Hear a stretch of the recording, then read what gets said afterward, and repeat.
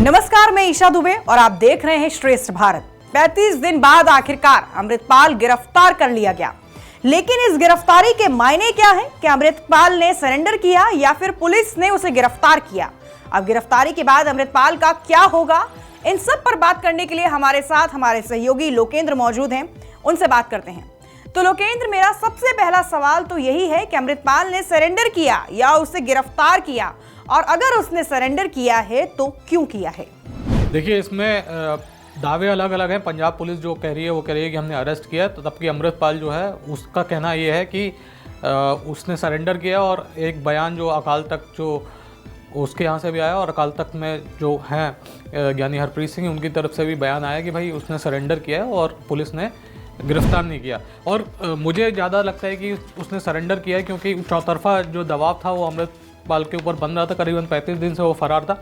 और सबसे जो मैं कहना चाहूँगा कि ये पूरा जो सरेंडर किया है, इसके पीछे की एक खास वजह है, और वो खास वजह है पिछले 3-4 दिन पहले अमृतपाल की जो पत्नी थी किरणदीप कौर, वो अमृतसर से लंदन जा रही थी। एयरपोर्ट पर उसको रोका गया और पुलिस कहीं ना कहीं उस तरीके से उसको दबाव बना रही थी अमृतपाल के घर वालों पे। तो एक माइंडसेट होता है किसी भी आदमी का कि वो खुद तो कितनी भी मुसीबत होती है उनको झेल लेता है, लेकिन जब परिवार के ऊपर बात आती है तो कहीं ना कहीं एक सॉफ्ट कॉर्नर हो जाता है। और अभी तक यही बताया जा रहा है कि एक तो जो अकाल तख्त के ज्ञानी हरप्रीत सिंह थे, उन्होंने अपील करी थी कि अमृतपाल को कि वो सरेंडर करे और जो भी उसके ऊपर मुकदमे उसका सामना करे, कानून का जो है सामना करे, और अगर वो साफ है तो साफ सुथरा निकल के भी आएगा इन पूरे मुकदमों से।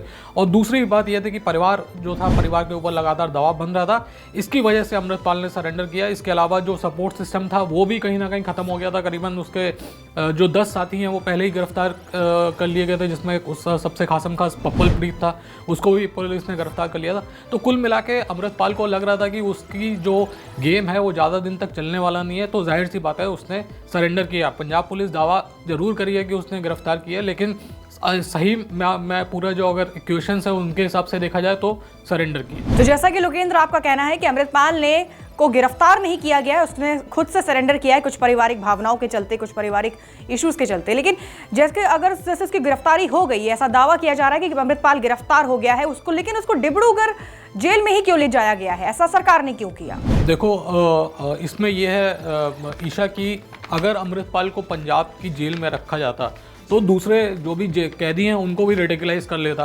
दूसरी बात है कि जो पंजाब की जेल के कई सारे ऐसे वीडियो आए हैं सामने जिसमें पंजाब की जेलों के अंदर कत्ल हो गए, और कहा जाना चाहिए कि इस पंजाब की जेलों की जो सुरक्षा व्यवस्था है वो बहुत ज़्यादा लचर है। और एक तरीके से अगर किसी भी जेल में रखा जाता तो लॉ एंड ऑर्डर की सिचुएशन हमेशा रहती, और एजेंसी को ये भी डर था, जितनी भी खुफिया एजेंसी हैं, कि ये वहाँ पे जेल के अंदर लोगों को रेडिकलाइज करता। और एक तरीके से जिस तरीके से उसने आनंदपुर साहिब खालसा फौज बनाई थी, AKF जिसे बोलते हैं, ऐसे ही एक प्राइवेट आर्मी जो तैयार कर लेता लोगों को इन्फ्लुएंस कर करके, और जेल ब्रेक इसके साथ ही भी कर सकते थे। ये हो सकता है कि लोगों को रेडिकलाइज करके अंदर से ही जेल ब्रेक कर लेता। तो ऐसे में लॉ एंड ऑर्डर की जो सिचुएशन है उसको एक तरीके से काबू में रखने के लिए डिब्रूगढ़ भेजा गया है। पहले से ही जो 9 साथी गिरफ्तार हुए हैं उनको डिब्रूगढ़ में रखा गया। और दूसरी बात है कि एक तो बिल्कुल अलग स्टेट हो गई, और इसके अलावा जो भाषा है वो भी अलग हो गई, और इन सबको अलग अलग सेल में रखा जाएगा। तो एक तरीके से जो बातचीत अगर आप किसी से नहीं कर रहे, एक तरीके से आप बिल्कुल अलग थलग पड़े हुए हो, कोई बोलने वाला नहीं है। एक सबसे बड़ी बात तो कि लैंग्वेज का बैरियर है कि ये पंजाबी में बात करेगा, असम में कोई पंजाबी समझता नहीं है, यहाँ तक कि हिंदी भी वहाँ पे कम ही लोग बोलते हैं। और ये भी इस तरीके से तो एक लैंग्वेज बैरियर होगा, और इसको सेल में रखा जाएगा तो एक तरीके से पूरा कट ऑफ हो जाएगा, तो इससे मेंटल प्रेशर बहुत ज़्यादा पड़ता है। तो इस तरीके का स्ट्रेटेजी है वो सरकार ने अपनाई है। तो जैसे कि अमृतपाल की बात हो रही है यहाँ पे लोकेंद्र जी, तो अमृतपाल जो है ये जो चर्चा में आया था, खालिस्तानी मूवमेंट से चर्चा में आया था, अब ये गिरफ्तार हो गया है, जेल चला गया है, अब क्या होगा? खालिस्तानी मूवमेंट की कमर टूटेगी या नहीं? देखिए, लगता तो है कि खालिस्तानी मूवमेंट की कमर टूटेगी, क्योंकि अमृतपाल को बहुत ही एक तरीके से कहा जाना चाहिए बड़े उस पे पैमाने पे उसको लॉन्च किया गया था।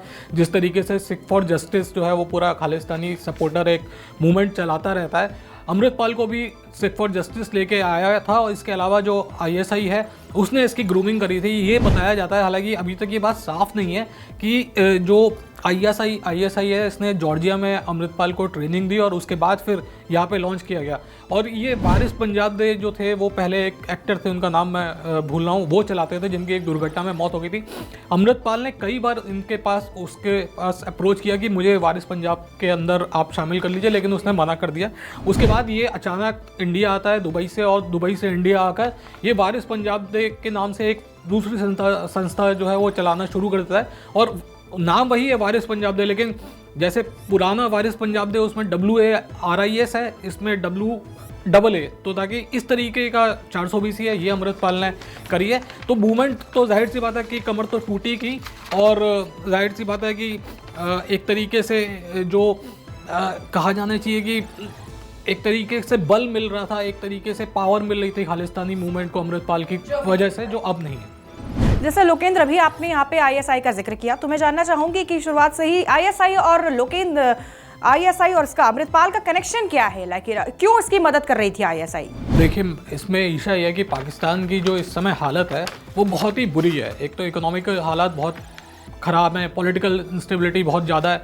दूसरी तरफ अफगानिस्तान से जो हमले हो रहे हैं TTP की तरफ से, उसने पाकिस्तान की कमर तोड़ रखी है। तो कुल मिला के पाकिस्तान बहुत बुरी तरीके से फंसा हुआ है। ऐसे में उसको इंडिया से फुल फ्लैश वार तो कर नहीं सकता, और जिस तरीके से कश्मीर में धारा 370 और 35 से हटाई गई, उसके बाद कश्मीर में भी जो पाकिस्तान की जो दुकान थी वो बंद हो गई। अब पाकिस्तान को दुकान चलाने के लिए नया वो चाहिए था, तो पाकिस्तान आर्मी को, जाहिर सी बात है पाकिस्तान आर्मी की ज़रूरत क्या पड़ेगी अगर भारत में शांति रहेगी, तो ये सवाल उसके ऊपर खड़े होते हैं। तो ये जो खालिस्तानी मूवमेंट है अमृतपाल को ट्रेन करके, सबसे बड़ा तो ये कि जो ड्रग मनी है, ड्रग मनी से पाकिस्तान की आर्मी के जितने भी जनरल और अफसर हैं वो बहुत पैसा कमाते हैं। दूसरी बात यह है कि हथियारों की सप्लाई इंडिया में करवाना चाहते थे। जैसे अभी इसी वाले जो अतीक वाले मामले में अतीक ने जब पुलिस पूछताछ में बताया था कि उसने कुछ जो हथियार थे वो पंजाब के बॉर्डर से लिए थे, जिसमें उमेश पाल की जब हत्या की गई तो असद के पास जो पिस्टल थी वो पंजाब के बॉर्डर से आई। तो कुल मिला के पंजाब में इंस्टेबिलिटी फैला के, क्योंकि कश्मीर में तो दुकान बंद हो गई, लेकिन पाकिस्तानी फ़ौज को कुछ ना कुछ दिखाना है कि हम कुछ कर रहे हैं भारत के खिलाफ। तो इस तरीके से अब उन्होंने अमृतपाल को यहाँ पर लॉन्च किया था, लेकिन जो मंसूबे हैं वो उनके ढेर हो गए।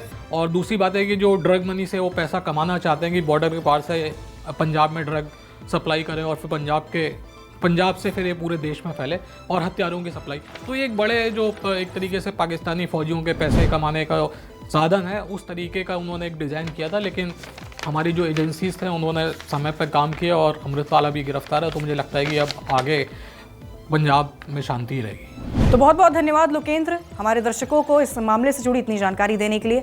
तो आज के लिए बस इतना ही। आप देखते रहिए श्रेष्ठ भारत, और अगर आपको हमारा ये वीडियो पसंद आया हो तो इसको लाइक, शेयर और सब्सक्राइब करना बिल्कुल ना भूलें।